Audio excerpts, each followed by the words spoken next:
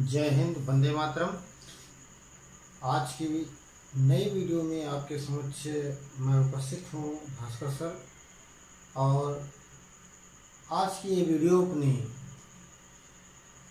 आधारित है BSc third year पे। और बीएससी थर्ड ईयर के थर्ड पेपर फर्स्ट यूनिट में आज का टॉपिक है कि आक्रामक कार्यवाही जो है वो प्रतिरक्षात्मक कार्यवाही से कहीं ज़्यादा अच्छी है, कहीं ज़्यादा अधिक सुदृढ़ है।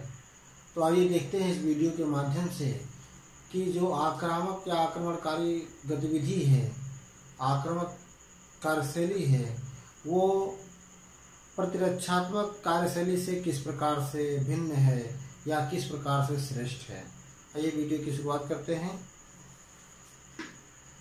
इसमें ब्रिटिश साइंस के इस क्लास में आज का ये टॉपिक है कि आक्रामक कार्यवाही प्रतिरक्षात्मक कार्यवाही से,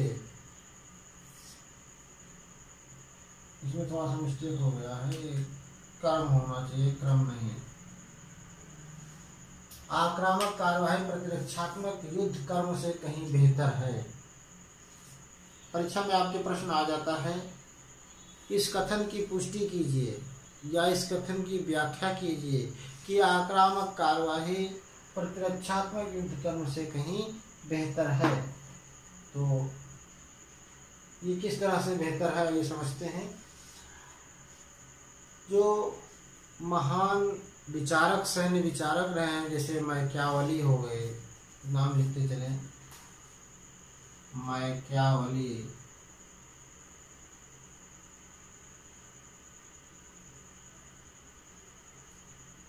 या हुए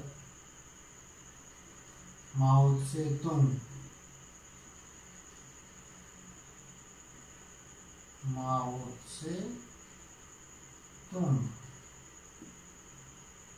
चे गुवेरा, ये नाम है मैकियावेली और माओ त्से-तुंग, चे गुवेरा। ये जो सैन्य विचारक थे, इनका ये मानना था कि जो आक्रामक कार्यवाही होती है वो सर्वथा अच्छी होती है, बहुत अच्छी होती है। मैकियावेली के अनुसार है कि वो युद्ध सबसे बेहतर है, सबसे अच्छा है। और उस युद्ध में जिसमें खून खराबा ना हो, मारपीट ना हो, कत्लेआम ना हो, भूमि क्षेत्रों पर कब्जा ना किया जाए, जहाँ पर बस्तियां उजाड़ ना दी जाएं, ऐसे युद्ध को युद्ध नहीं कहा जाएगा।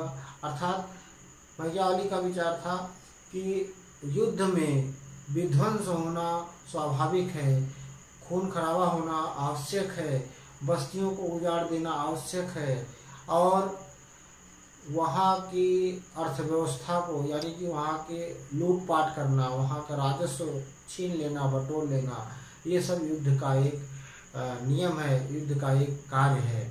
तो मैकियावेली के अनुसार ये युद्ध की कार्रवाई है, ये युद्ध की अच्छी बातें हैं।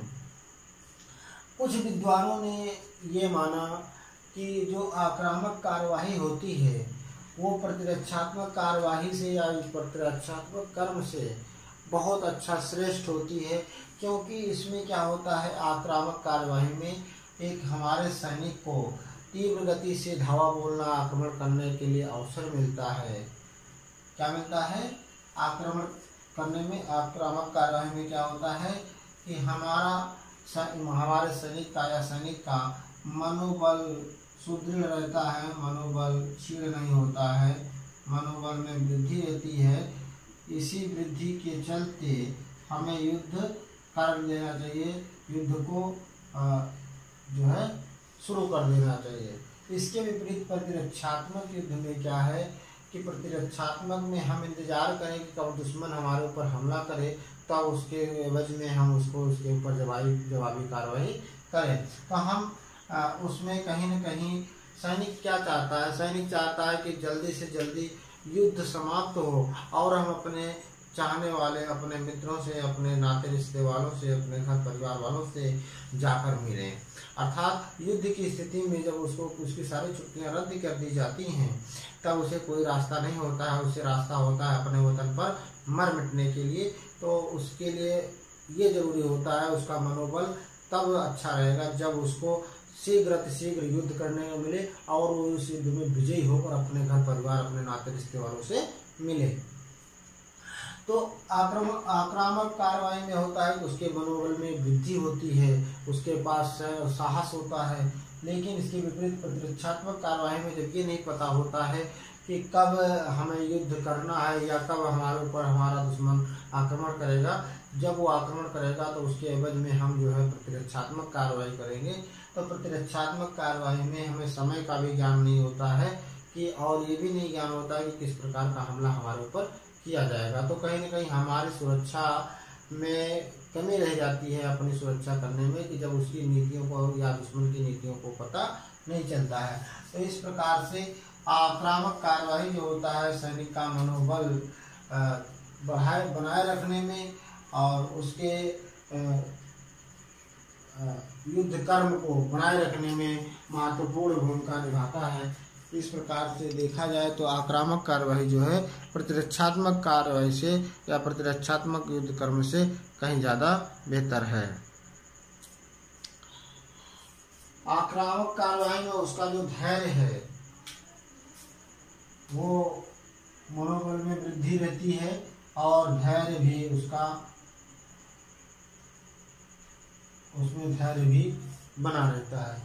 किंतु इसके विपरीत जो है प्रतिरक्षात्मक में उसका धैर्य टूटने लगता है और मनोबल भी क्षीण होने लगता है।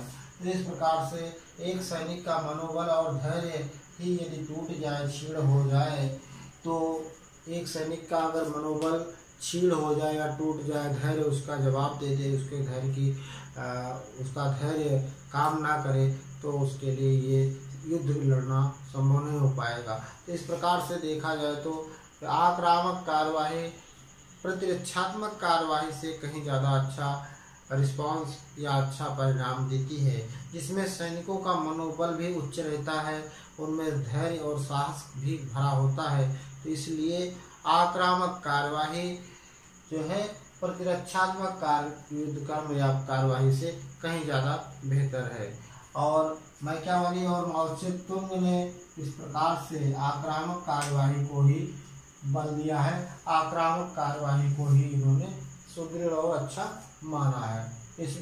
इस युद्ध में जहाँ पर लूटपाट ना हो, खून खराबा ना हो, लड़ाई झगड़ा ना हो या भूमि क्षेत्र छीने झपटे न जाएं, बस्तियां उजाड़ी न जाएं, इस प्रकार युद्ध में संभव नहीं है। युद्ध में इस प्रकार का कार्य होना आवश्यक है।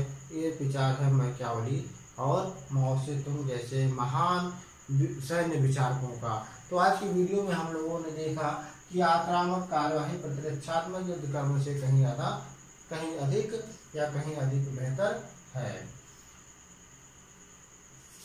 आक्रामक कार्यवाही में हमें सैनिक को या दुश्मन को बिना कोई चांस दिए हुए उस पर आक्रमण करने के लिए समय होता है, किंतु प्रतिरक्षात्मक कार्यवाही में ना हमें ये ज्ञान होता है, ना हमें ज्ञात होता है कि कब हमारे ऊपर सैनिक या विपक्ष का शत्रु जो है हमारा हम पर आक्रमण करेगा और उसका जवाब हम कब देंगे और किस प्रकार से देंगे। तो आज की वीडियो में हम लोगों ने आक्रामक कार्यवाही प्रतिरक्षात्मक युद्ध कर्म से कहीं अधिक बेहतर है इस विषय में जाना। आगे मिलते हैं दूसरे वीडियो में, एक नए वीडियो में, एक नए सब्जेक्ट, एक नए टॉपिक के साथ। तब तक के लिए भास्कर सर को दीजिए इजाजत। जय हिंद, वंदे मातरम।